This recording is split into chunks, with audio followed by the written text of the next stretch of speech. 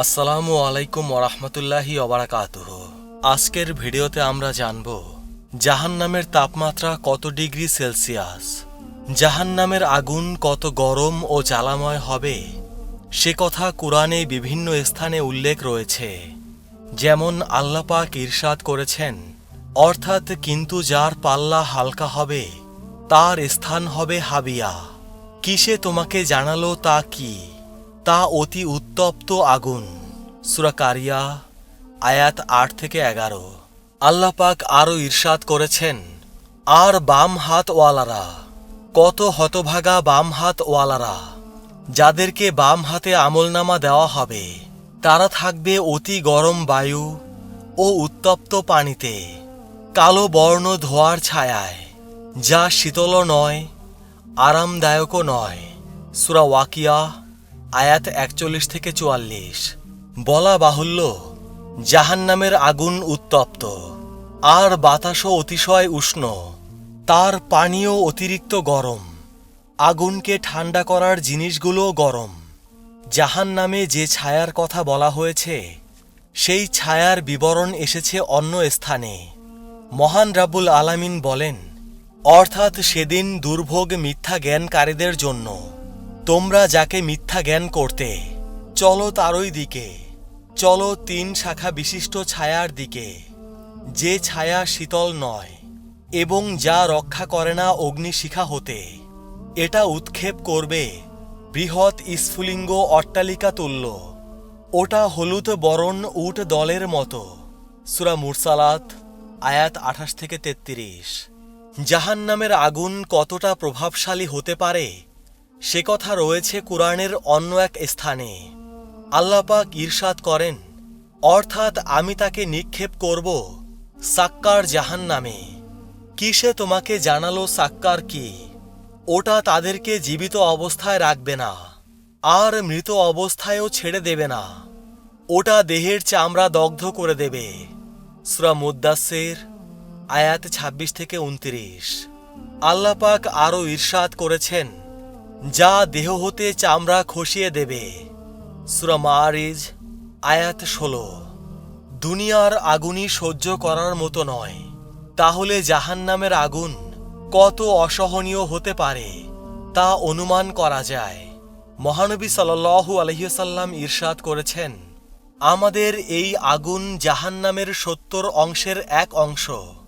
বলা হলো, হে আল্লাহর রাসূল, দুনিয়ার আগুনই তো যথেষ্ট ছিল। রাসূল সাল্লাল্লাহু আলাইহি ওয়াসাল্লাম বললেন, তাতে ৬৯ অংশ বৃদ্ধি করা হয়েছে, প্রত্যেক অংশের উত্তাপ এই আগুনের মতো। সহিহ বুখারী। এছাড়াও সেই আগুন স্তিমিত হওয়ার নয়, নির্বাপিত হওয়ার নয়, ওই আগুন বৃদ্ধি ছাড়া হ্রাস পাবে না।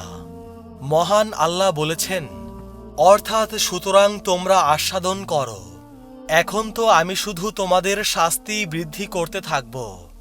সূরা নাবা আয়াত ৩০। অর্থাৎ পক্ষান্তরে যারা অবিশ্বাস করবে তাদের জন্য রয়েছে জাহান্নামের আগুন। ওদের মৃত্যুর আদেশ দেয়া হবে না যে ওরা মারা যাবে, এবং ওদের জন্য জাহান্নামের শাস্তিও লাঘব করা হবে না। এভাবে আমি প্রত্যেক অবিশ্বাসীকে শাস্তি দিয়ে থাকি। সূরা ফাতির আয়াত ৩৬।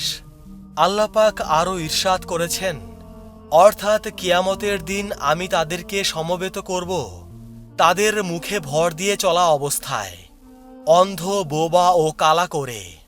তাদের আবাসস্থল জাহান্নাম। যখনই তা স্তিমিত হবে তখনই আমি তাদের জন্য আগুন বৃদ্ধি করে দেব। সূরা বনী ইসরাইল আয়াত ৯৭। অর্থাৎ নিশ্চয়ই যারা আমার আয়াতসমূহকে অস্বীকার করে তাদেরকে আমি অচিরেই আগুনে প্রবিষ্ট করব। যখনই তাদের চর্ম দগ্ধ হবে তখনই ওই চামড়ার স্থানে নতুন চামড়া সৃষ্টি করব, যাতে তারা শাস্তি ভোগ করতে থাকে। নিশ্চয়ই আল্লাহ পরাক্রমশালী, প্রজ্ঞাময়। সূরা নিসা আয়াত ৫৬। পৃথিবীর এই গ্রীষ্ম তাপকেই জাহান্নামের তাপ বলা হয়েছে। নবী করিম সাল্লাল্লাহু আলাইহি ওয়াসাল্লাম বলেন, গ্রীষ্মের এই প্রখর উত্তাপ দোজখের অংশ। অতএব গরম কঠিন হলে নামাজ ঠান্ডা অর্থাৎ দেরি করে পড়ো। সহিহ বুখারী। মহানবী সাল্লাল্লাহু আলাইহি সাল্লাম বলেন, একদা জাহান্নাম তার প্রতিপালকের কাছে অভিযোগ জানিয়ে বলল, হে আমার প্রতিপালক, আমার এক অংশ অপর অংশকে খেয়ে ফেলছে। সুতরাং আল্লাহ জাহান্নামকে দুটি নিঃশ্বাস নেওয়ার অনুমতি দিলেন, একটা শীতকালে এবং অপরটি গ্রীষ্মকালে। তোমরা তারই কারণে প্রখর গ্রীষ্ম এবং প্রচণ্ড শীত অনুভব করে থাকো। সহিহ বুখারী।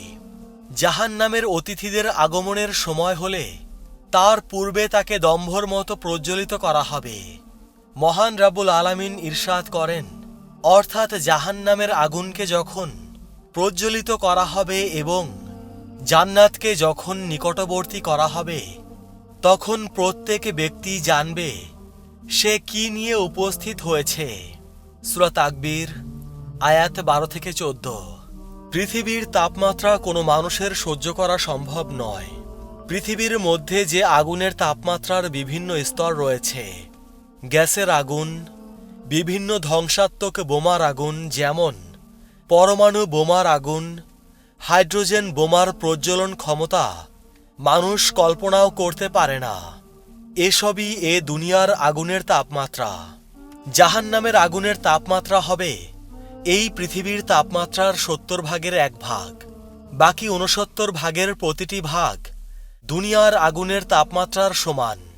জাহান্নামের আগুনের রং কেমন হবে এ বিষয়ে হাদিসে এসেছে, রাসূলুল্লাহ সাল্লাল্লাহু আলাইহি সাল্লাম ইরশাদ করেন, 1000 বছর জাহান্নামকে উত্তাপ দেয়া হয়েছে, ফলে তার আগুন রক্তিম বর্ণ ধারণ করেছে। অতঃপর পুনরায় 1000 বছর উত্তাপ দেওয়ার ফলে এটা সাদা রং ধারণ করেছে।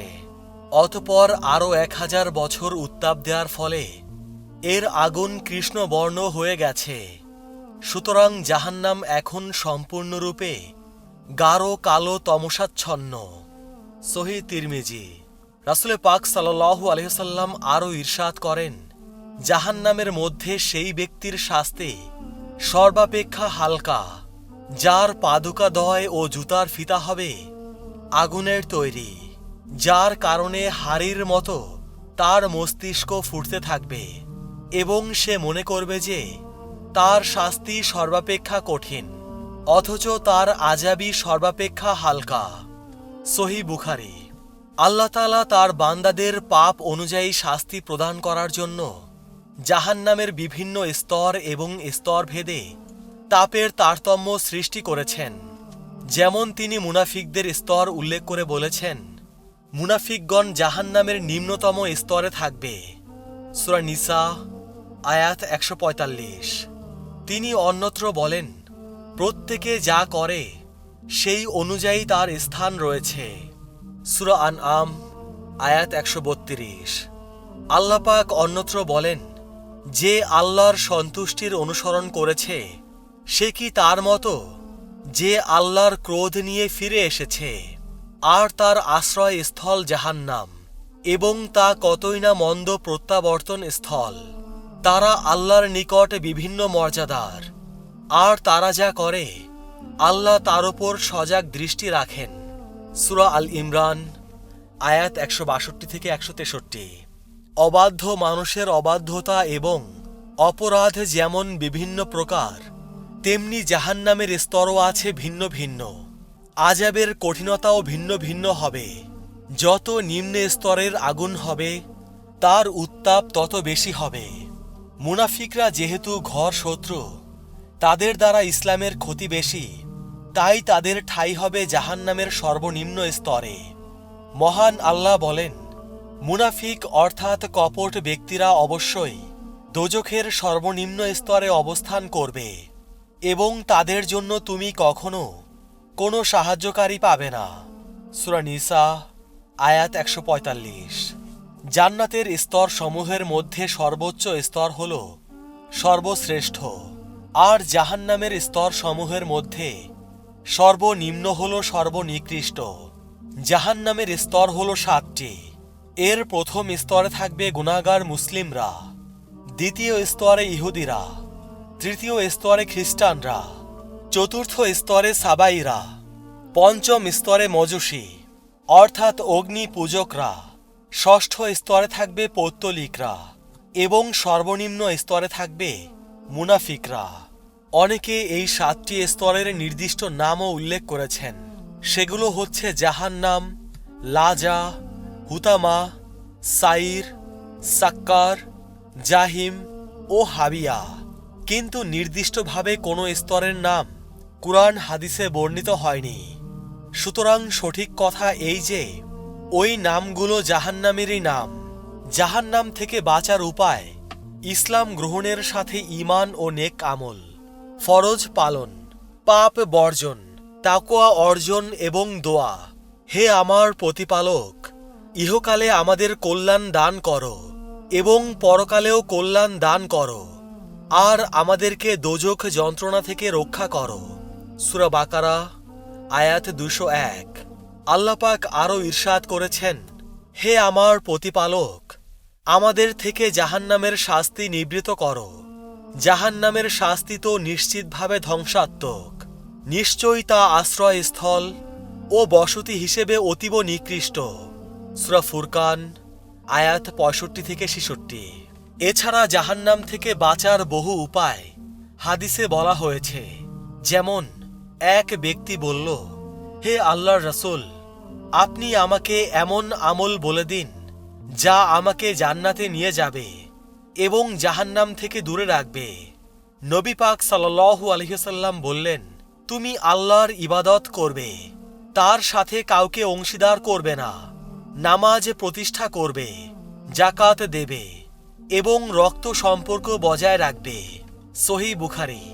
নবী করিম সাল্লাল্লাহু আলাইহি ওয়াসাল্লাম আরও ইরশাদ করেছেন, যে ব্যক্তি সাক্ষ্য দেবে যে আল্লাহ ছাড়া সত্য কোনো উপাস্য নেই এবং মুহাম্মদ তার রাসূল, আল্লাহ তার জন্য জাহান্নাম হারাম করে দেবেন। সাল্লাল্লাহু আলাইহি ওয়াসাল্লাম।